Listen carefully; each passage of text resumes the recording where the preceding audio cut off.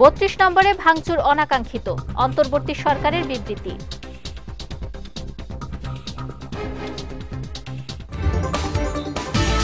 শেখ হাসিনার বক্তব্যের কারণেই ছাত্র জনতা ভাঙচুর চালিয়েছে বললেন পররাষ্ট্র উপদেষ্টা।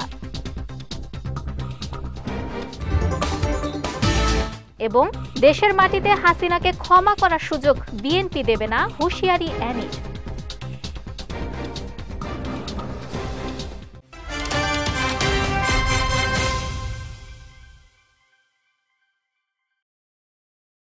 আসসালামু আলাইকুম, বিজয় রাতের সংবাদে আমন্ত্রণ জানাচ্ছি আমি নুসরাত আহমেদ। শুনছিলেন শিরোনাম, এবারে বিস্তারিত।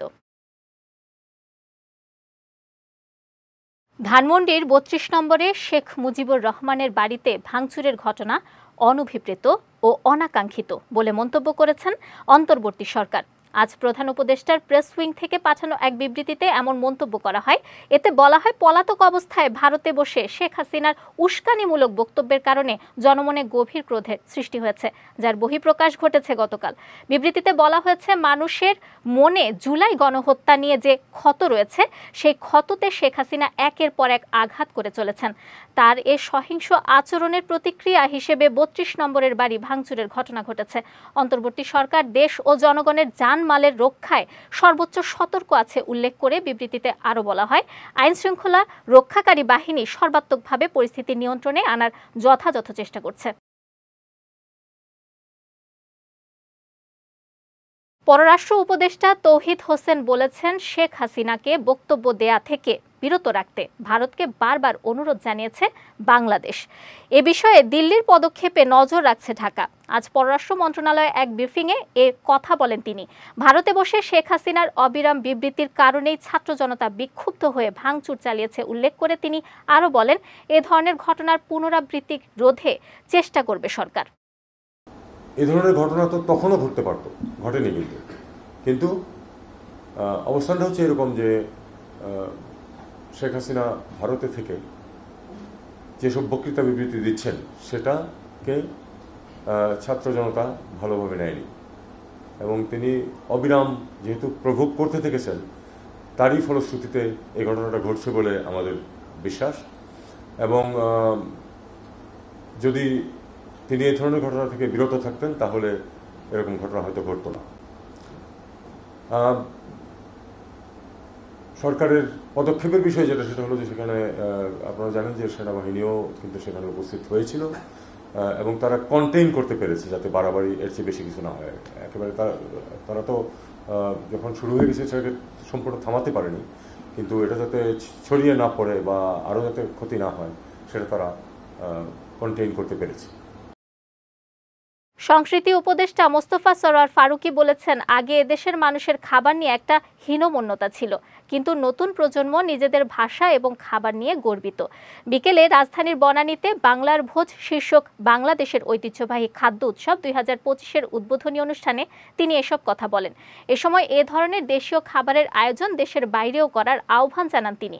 তারুণ্যের উৎসবের অংশ হিসেবে tourism and hospitality industry skills কাউন্সিলের উদ্যোগে অনুষ্ঠানের সহ আয়োজক ছিল সংস্কৃতি বিষয়ক মন্ত্রণালয়, যুব ও ক্রীড়া মন্ত্রণালয়, বেসামরিক বিমান পরিবহন ও পর্যটন মন্ত্রণালয় সহ বিভিন্ন প্রতিষ্ঠান। মেলায় দেশের বিভিন্ন অঞ্চলের ঐতিহ্যবাহী খাবার নিয়ে প্রায় শতাধিক উদ্যোক্তা অংশগ্রহণ করেন।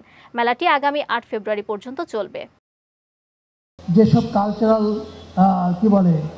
এলিমেন্টস আছে, সেই এলিমেন্টসগুলোর মধ্যে খাবার যেমন এটা খুব গুরুত্বপূর্ণ, তেমনি আমাদের যে সমস্ত সাংস্কৃতিক অনুষ্ঠান আছে বা ফর্ম আছে সেগুলো খুবই গুরুত্বপূর্ণ। সেগুলোকে যেন আমরা একই সঙ্গে প্রেজেন্ট করতে পারি।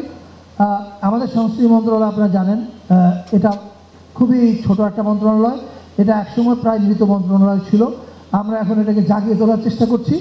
আমাদের সরকারের এখন ফোকাস আছে সংস্কৃতির উপর, ফলে আমি বিশ্বাস করি আগামী বাজেটে আমরা বরাদ্দের পরিমাণ আরও কিছু বাড়বে।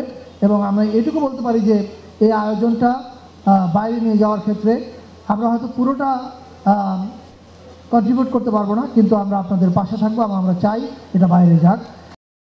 5 আগস্টের পর ছাত্র রাজনীতিতে গুণগত পরিবর্তন এসেছে বলে মন্তব্য করেছেন ঢাকা বিশ্ববিদ্যালয়ের উপাচার্য অধ্যাপক নিয়াজ আহমেদ খান।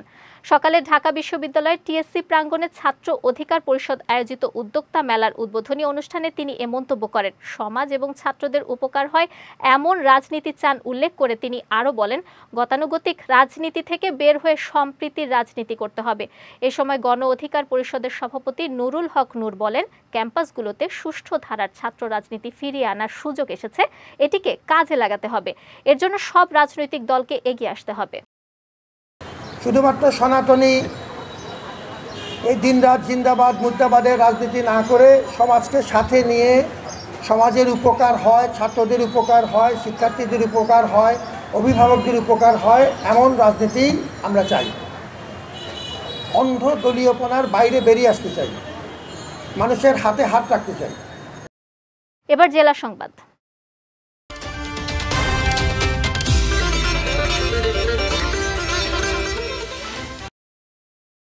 বাংলাদেশের মাটিতে ফ্যাসিস্ট হাসিনাকে ক্ষমা করার সুযোগ বিএনপি দেবে না বলে হুঁশিয়ারি দিয়েছেন বিএনপির যুগ্ম মহাসচিব শহীদ উদ্দিন চৌধুরী অ্যানি।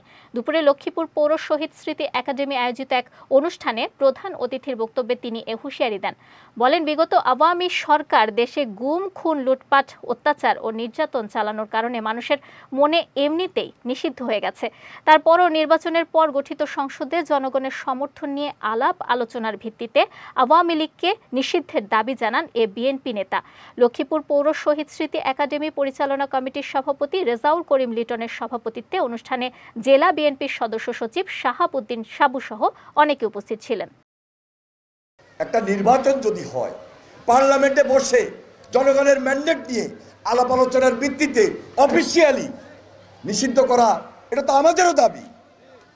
এটা আমরা চাই, এই কারণে চাই যে এ হাসিনা গুম করেছে, এই হাসিনা খুনের অর্ডার দিয়েছে, অত্যাচার করেছে, নির্যাতন করেছে, লুটপাট করেছে। তাহলে হাসিনার বিচার হবে না, হাসিনাকে ক্ষমা করে দিব, ওই সুযোগ বাংলাদেশের মাটিতে বিএনপি দিবে না। সারা দেশে পালিত হয়েছে বৈষম্য বিরোধী ছাত্র জনতার বুলডুজার কর্মসূচি। এরই ধারাবাহিকতায় দুপুরে নোয়াখালীর কোম্পানিগঞ্জে আওয়ামী লীগের সাধারণ সম্পাদক ওবায়দুল কাদেরের গ্রামের বাড়িতে হামলা ও অগ্নিসংযোগ করেছে ছাত্র জনতা। এ সময় বিক্ষুব্ধ জনতা বাড়ির গেট ও দেয়াল ভেঙে ভবনের ভেতরে ঢুকে ভাঙচুর চালায়। এদিকে নরসিংদী জেলা ও দায়রা জজ আদালত প্রাঙ্গণে শেখ মুজিবের মুরাল ভাঙচুর করেছে বিক্ষুব্ধ ছাত্র জনতা। এ সময় রিমান্ড শুনানির জন্য আদালতে আসামি হিসেবে আনা ছাত্রলীগ নেতাদের উপর হামলা করা হয়। অন্যদিকে ব্রাহ্মণবাড়িয়ায় শেখ মুজিবুর রহমানের ভাস্কর্য ভাঙচুর করা হয়েছে। দুপুরে ব্রাহ্মণবাড়িয়া সরকারি কলেজ প্রাঙ্গণ থেকে একটি বিক্ষোভ মিছিল বের করে ছাত্র জনতা। পরে সরকারি কলেজের প্রশাসনিক ভবনের পাশে থাকা বঙ্গবন্ধুর ভাস্কর্যে ভাঙচুর চালানো হয়। এছাড়া খুলনায় শেখ হাসিনার চাচাতো ভাই শেখ হেলালের শেখ বাড়ি ও বরিশালে শাহানারা আবদুল্লাহ শিশু পার্ক এবং বরিশাল প্রেস ক্লাবের সামনে বঙ্গবন্ধুর মুরাল ভাঙচুর সহ দেশের নানা স্থানে পালিত হয়েছে বৈষম্য বিরোধী ছাত্র জনতার বুলডোজার কর্মসূচি। ভারত 50% রপ্তানি শুল্ক বৃদ্ধি করায় বিকল্প ও সহজলভ্য হিসেবে পাকিস্তান থেকে চিটাগুড় আমদানি করেছে বাংলাদেশ। সকালে প্রথম চালান নিয়ে মংলা বন্দরের 8 নম্বর জেটিতে ভিড়েছে পানামার পতাকাবাহী জাহাজ MT ডলফিন 19। জাহাজটি পাকিস্তানের করাচি বন্দর থেকে 5500 মেট্রিক টন চিটাগুড় নিয়ে এসেছে বলে জানিয়েছেন মংলা বন্দর কর্তৃপক্ষের উপপরিচালক মোহাম্মদ মাকরুজ্জামান। তিনি জানান, জাহাজ থেকে চিটাগুড় খালাসের পর তা সিরাজগঞ্জের বাঘাবাড়িতে নেওয়া হবে ও দেশের বিভিন্ন ফিড কোম্পানিতে সরবরাহ করা হবে। এদিকে পাকিস্তান থেকে প্রথমবারের মতো চিটাগুড় আমদানি হওয়ায় বিদেশি জাহাজের ক্যাপ্টেন, নাবিক, আমদানিকারক ও শিপিং এজেন্ট প্রতিনিধিকে ফুলেল শুভেচ্ছা জানিয়েছে মংলা বন্দর কর্তৃপক্ষ। কুষ্টিয়ার কুমারখালীতে ডাকাতির প্রস্তুতিকালে 3 জনকে গ্রেফতার করেছে পুলিশ।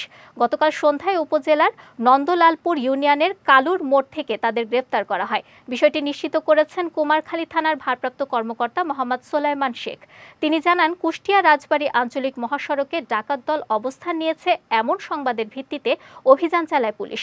এ সময় চাইনিজ কুড়াল ও দেশীয় অস্ত্রসহ 3 জনকে গ্রেফতার করা হয়। আজ গ্রেফতারকৃতদের আদালতের মাধ্যমে জেল হাজতে পাঠানো হয়েছে বলেও জানিয়েছেন এ পুলিশ কর্মকর্তা। যাচ্ছি খেলার সংবাদে।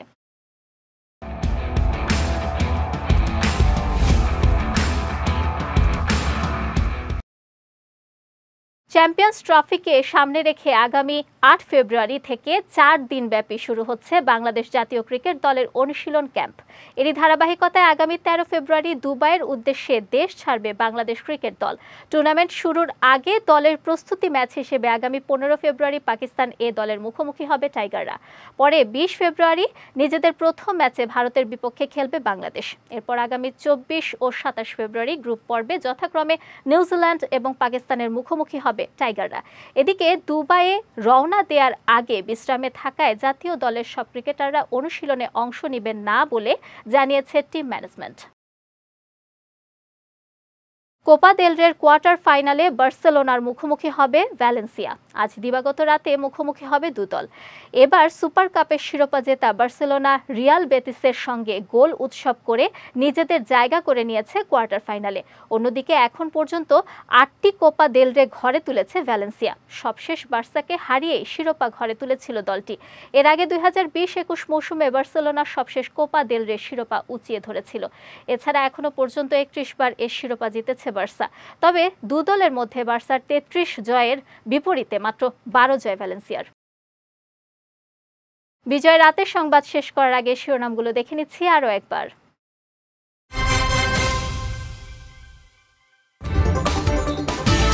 ৩২ নম্বরে ভাঙচুর অনাকাঙ্ক্ষিত, অন্তর্বর্তী সরকারের বিবৃতি।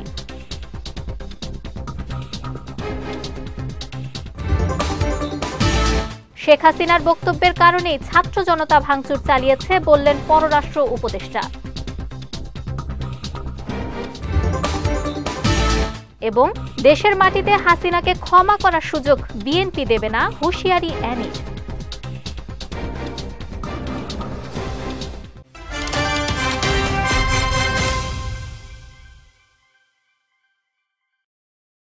বিজয় রাতের সংবাদ শেষে আজকের মতো আমি নুসরাত আহমেদ আপনাদের কাছ থেকে বিদায় নিচ্ছি। আগামীকাল একই সময়ে নতুন সব খবর দেখতে চোখ রাখুন বিজয় টিভিতে।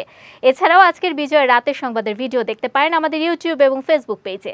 আমাদের ইউটিউব হলো youtube.com/bijytvofficial এবং আমাদের ফেসবুক পেজ হলো facebook.com/bijytvlimited। এতক্ষণ সঙ্গে থাকার জন্য ধন্যবাদ সবাইকে।